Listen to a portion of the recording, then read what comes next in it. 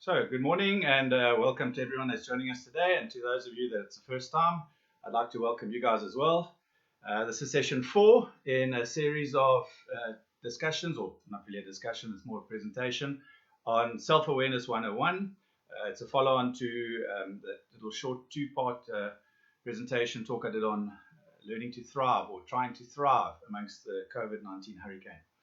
So today's session, as we do most times, is we just start on the last slide. We'll just do a quick recap over where we've been.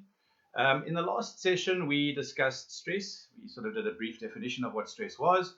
We took a look at coping resources. We explained how important it was to look after both our mental, spiritual, emotional, and our physical selves during lockdown. And not only during lockdown, it should be an ongoing process. We should be doing this daily.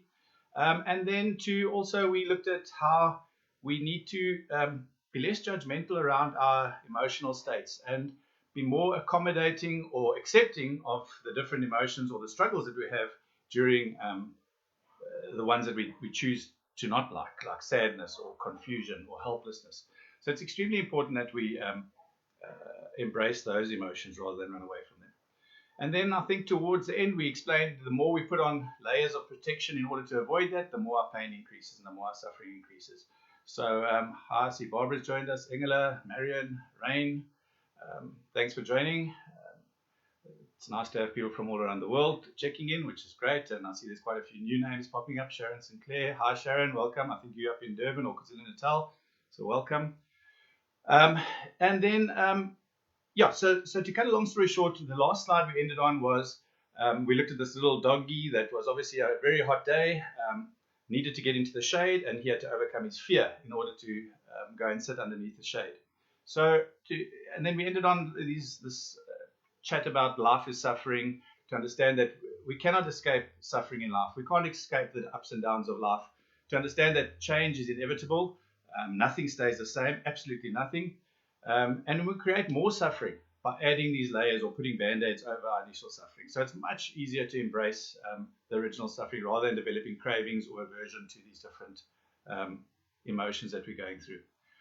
But today's session, we're going to have a look at 6 key contributors to psychological inflexibility. So I want to see if I can on the left of my page, if I can sort of scroll down here and see people's names as they crop up. Yes, I can. Hi, Faye, I see you've also joined us.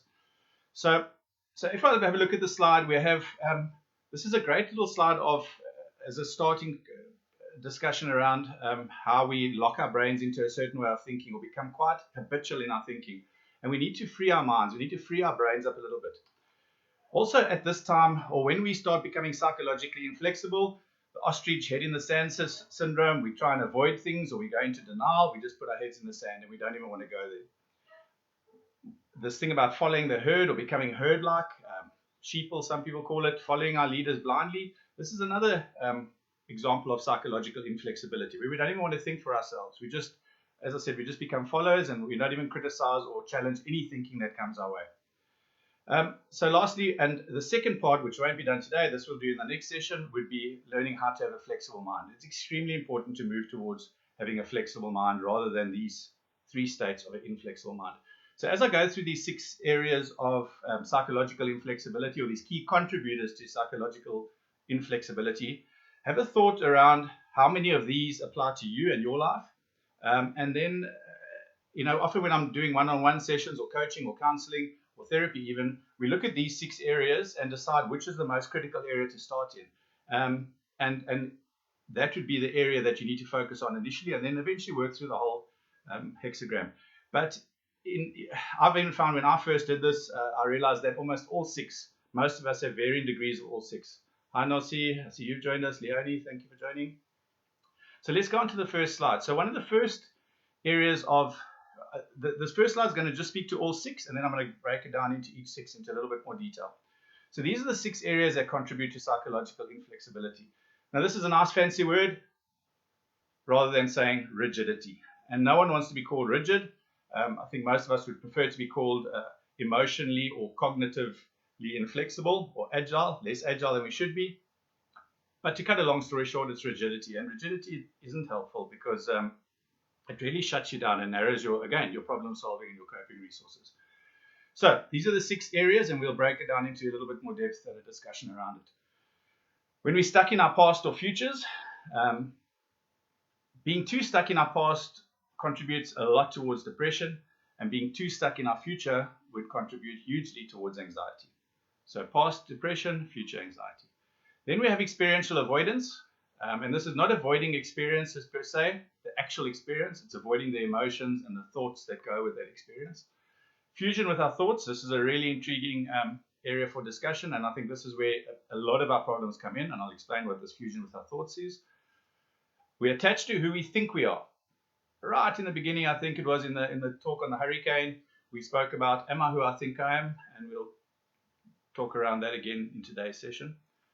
Unworkable actions, we'll check in with that. These are things that we do. Many of us spend our lives trying to change our partners and going about things in a certain way, and that's an unworkable action, and we'll get into that.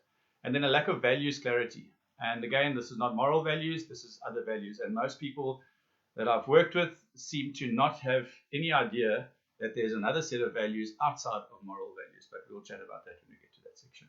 So these are the 6 areas that we're going to cover today in today's session. And again, just before we go on to the next slide, I think feel free again, I didn't do a call out this morning to say, put down your comments, put down your questions. You're welcome to inbox me or private message me if you want. You can get to me through Facebook, and we can exchange details there if you need to be. But I'm happy for any comments, any questions you want to put in on the taper. Sorry. So this first slide speaks about dominance of conceptualized past or future. So there's a couple of words here that are important, and certainly this word conceptualized. And conceptualized is my version of events. So conceptualization is a perception. It's my version of events, my version of my past, and my version of my future. And my thoughts are constantly dominated by this version of my past and version of my future, which may or may not be true. And it may just be your thought form or your story of it. And I think it's not in this talk, but it might be in another talk I might put together. Often we live in these mental stories, and a mental story is just that, it's a mental story. It might not be the exact truth. So this dominance, and then Osho, who's a controversial figure, I think, if you watch any of his documentary on Netflix, but still, this point is very valid. The past is not clinging to you. You are clinging to the past. And once you're not clinging, the past simply evaporates. And we shouldn't be stuck in the past, and we can't even get to the future. Time is irrelevant. The only time that obviously is relevant is the present. Then experiential avoidance. So this is the part about putting our head in the sand, and repressing our emotions, trying to avoid them, denial. This is what experiential avoidance is. And I repeat, it doesn't speak to actually the situation that you're trying to avoid. Or if you are trying to avoid a situation, it's because there's an emotion that goes with that situation. So as I mentioned briefly the other day, I spoke about having some anxiety around doing these talks because I had no idea how Facebook Live worked. I had no idea how Zoom worked. I had no idea how to connect my PowerPoint to a Facebook Live presentation. And I was extremely anxious, and I wanted to bail on that first morning. And I could have taken my anxiety away immediately and just gone, oh, that was great. I feel wonderful now. I don't have to do my presentation. But I did the presentation with anxiety.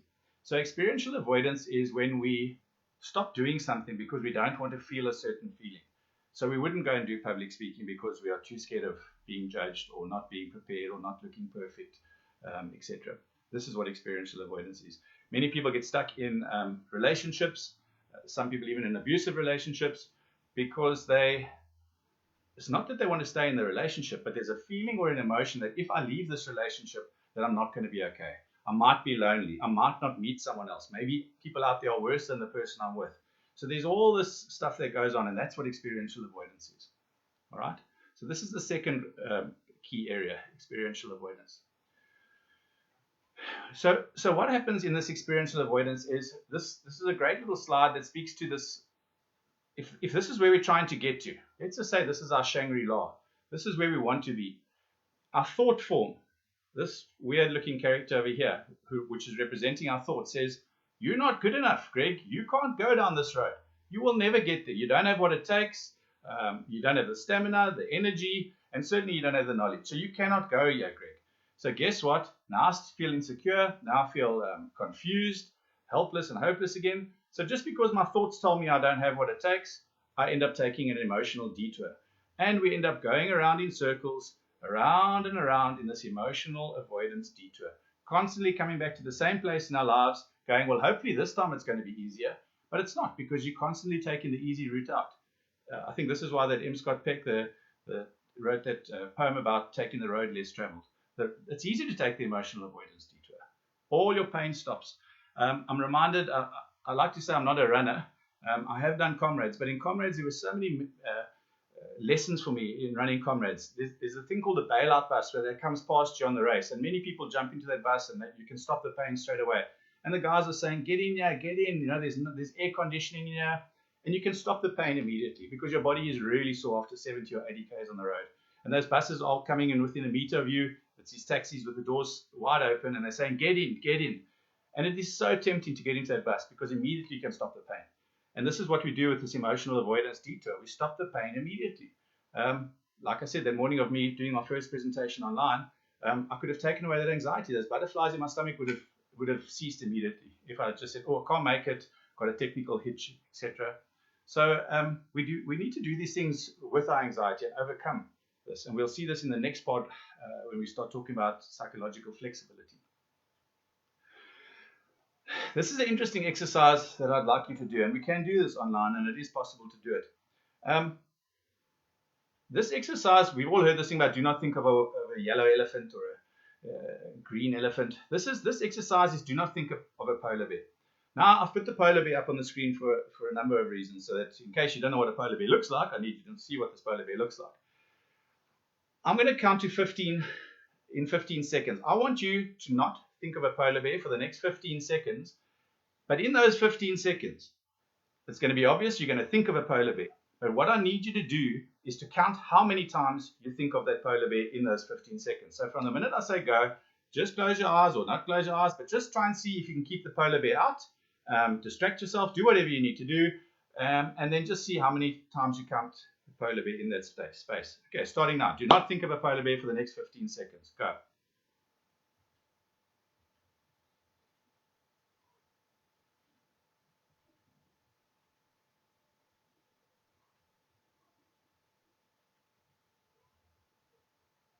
Cool. Thank you. How did that go? You're welcome to type in your answers if you want. I think the average often is around about 4 that seems to come up, the crowd says. Many people say all the time. Some people, there's always those guys in the class that said, I didn't think about it at all. I was able to distract myself for 15 seconds. And then I teased the one chap in one of my sessions, and I said to him, I'm going to challenge the fact that you think you're a Jedi Knight, because even though he could distract himself for 15 seconds, I doubt after those 15 seconds if he'd be able to. See, Barb's has said 3, and Engler's got twice, they're only 5. So it's impossible not to think of a polar bear. So this is going to definitely pop in and out of your head the whole 15 seconds. And some of you are not going to be able to distract yourself because you're going to focus so much on the polar bear. Those that do think they are, face that you saw was a closed window and closed curtains. So even if you distracted yourself, thanks Anthea 3 times, even if you distract yourself, you are not going to be able to block out the polar bear. So even the Jedi Knights amongst you that said, I didn't think of it at all, this is what happens. In order not to think about a polar bear, now remember you can replace the polar bear with anxiety. I mustn't be anxious. I mustn't be sad. I mustn't feel lonely. I mustn't feel bored. I'm using a polar bear here, but you can put an emotion in there or you can put a thought in there. All right.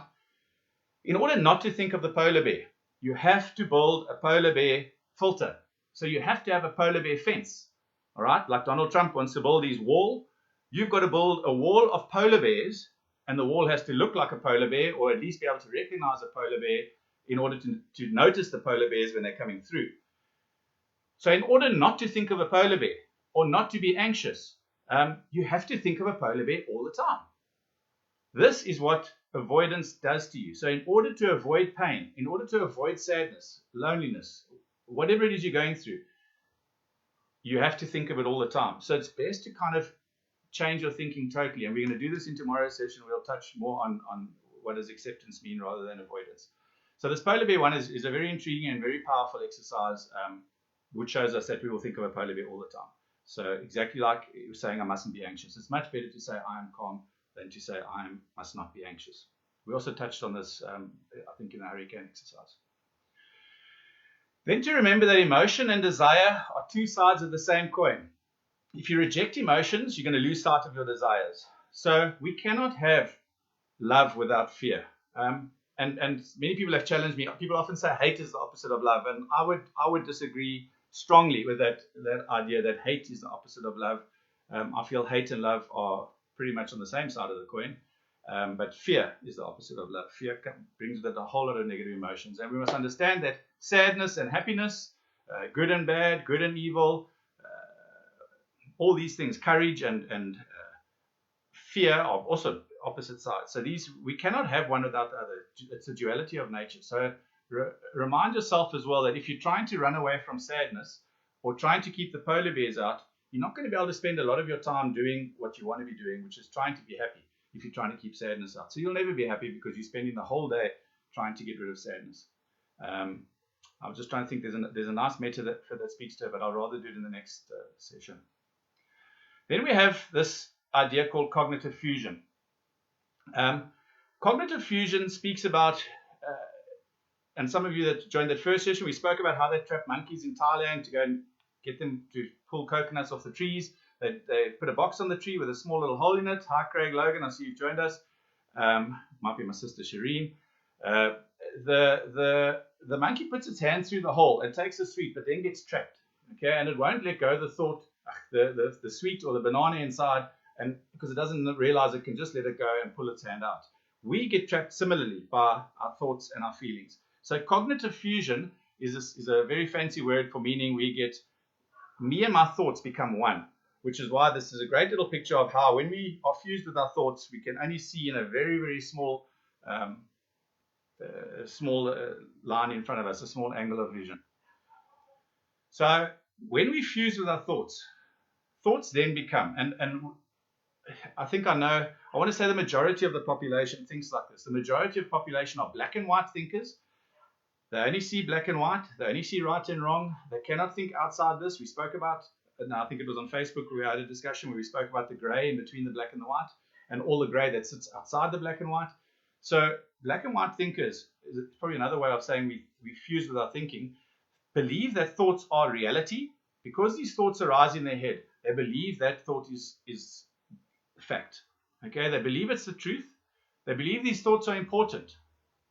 They believe they are orders and commands that must be obeyed. So if your thought says, I need to have another drink or another cigarette, then you have that. You don't even question it. The thought just pops into your head. You don't even realize that thoughts happen, and before you know it, you're chain smoking or on your 10th glass of wine. And we believe these thoughts are wise. And they have to be wise because they arise from inside of myself. So it's extremely important to understand this cognitive fusion. And we're going to get to this, as I said, in tomorrow's session when we'll talk about the opposite of cognitive fusion. And when we fuse with our thoughts, we are not able to see outside of this. And this is also a nice slide that speaks to it. These three people are trying to get to a meeting upstairs. They're panicking. They're in a rush. It's a big part of why I spoke about panic in that first session. We need to be calm because when we panic, our focus narrows and we're in fight or flight mode. We cannot even open up parameters to see broadly. So these three people are trying to get to the meeting upstairs, but there's a sign on the lift that says it's out of order. They are so consumed by their panic and their need to get upstairs that they don't see that there's a ladder, there's an escalator, and there's a set of stairs. So be careful with cognitive fusion. It really narrows your thinking and doesn't give you a broad perspective on life, and it doesn't allow you to even critically challenge or have critical thought. Okay. Fly fishing is another wonderful metaphor to explain thought fusion. And what happens in fly fishing is we put a lure out, we cast into the water, the fish comes along and bites onto the lure. As the fish bites, the fisherman strikes and reels that fish in. Okay.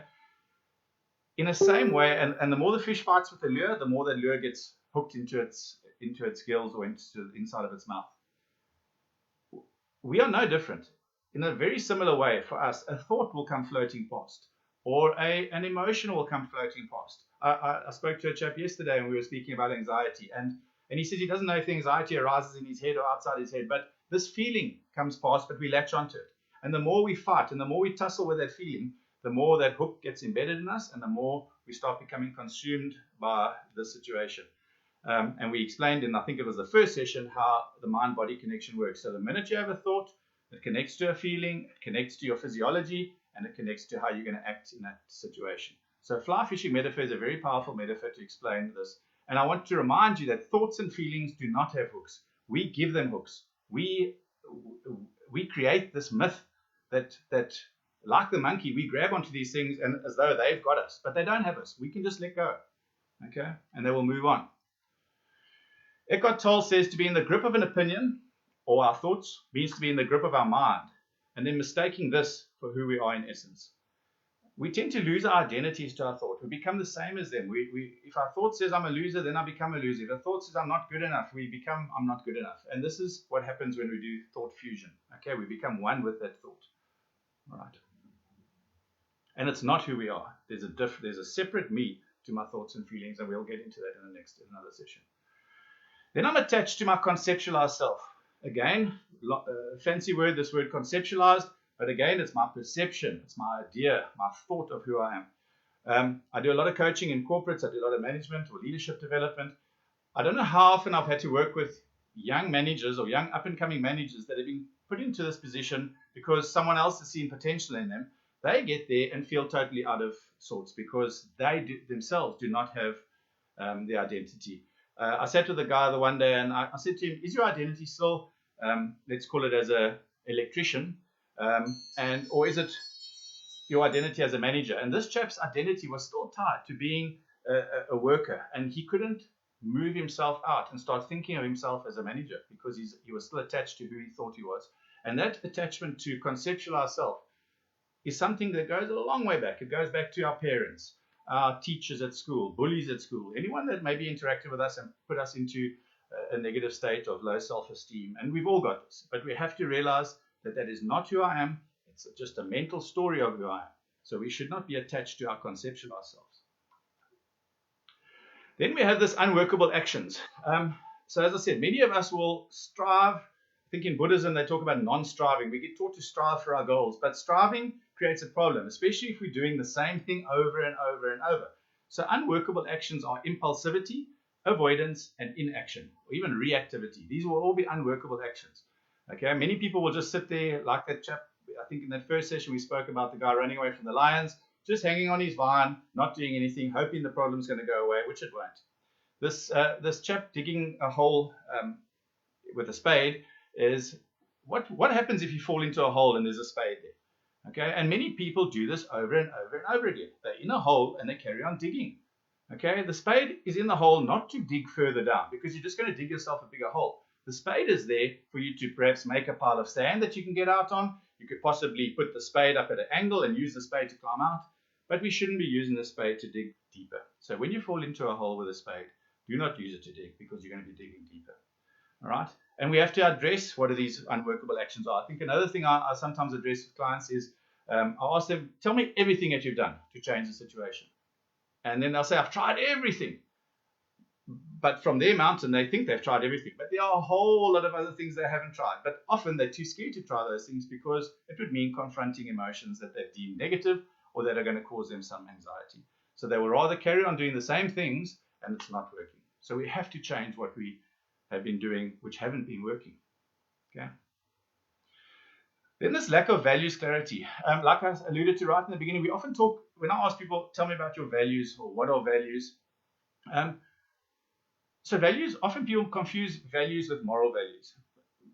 That's not to deny that there are such a thing as moral values. Of course there are moral values.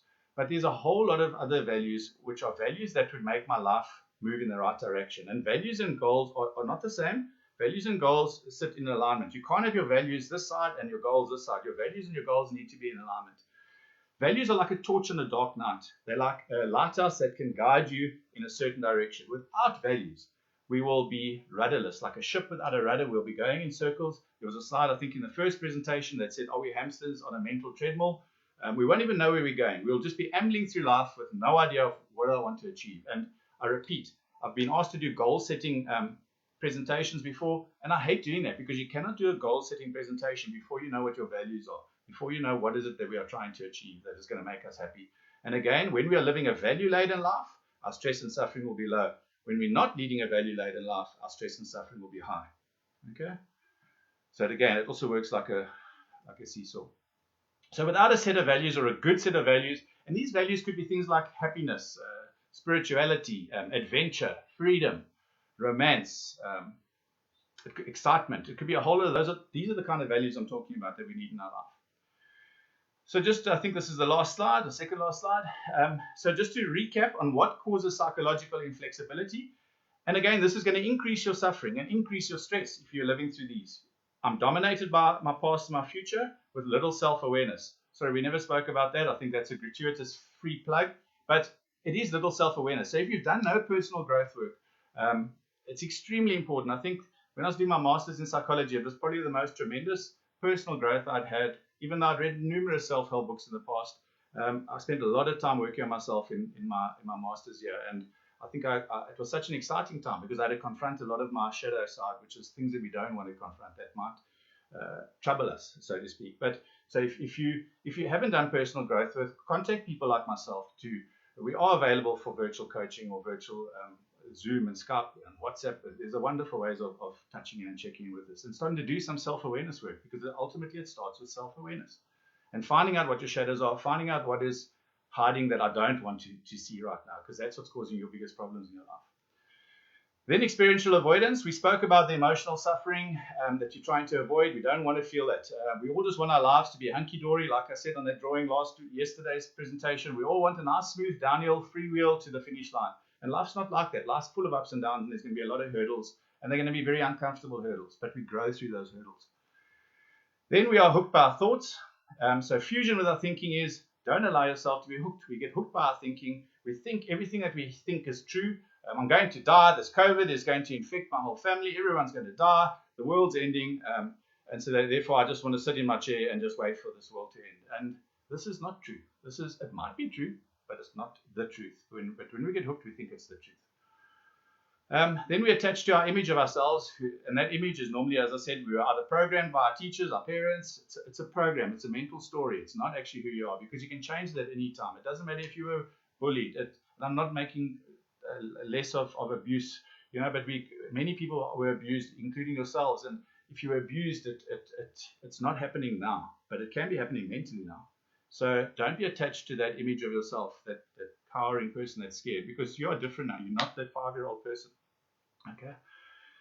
Then inaction, avoidance, and impulsivity, these unworkable actions that we spoke about. And lastly, a lack of values clarity. So with psychological inflexibility, I'm going to repeat, it leads to stress and suffering. Once we move out of this, we start moving towards health and vitality. So this is where I want us to move to. So I just want to confirm that this is the last slide. Yes. So we're just going to end on that slide. So thank you, everyone, for joining me. I should have just said quickly what I wanted to say is that at the end of this series, we're on slide 68 of about 109. At the end of this series, I think what I'll do is I'm going to have an open session where I'm just available. We won't have the slides in the background. And those that have been here through the process are welcome to join in. And we'll do like a Q&A kind of a session, I think, when there'll be more talking. And I can just watch that and not be talking off slides. All right, so there will be an opportunity at the end of this. So thank you, everyone, for joining me. I appreciate you making the effort to be here. And please pass this on or share my videos or let people know that this is happening every morning at 9 o'clock. All right. Thank you very much. Have a great day. Cheers. Bye.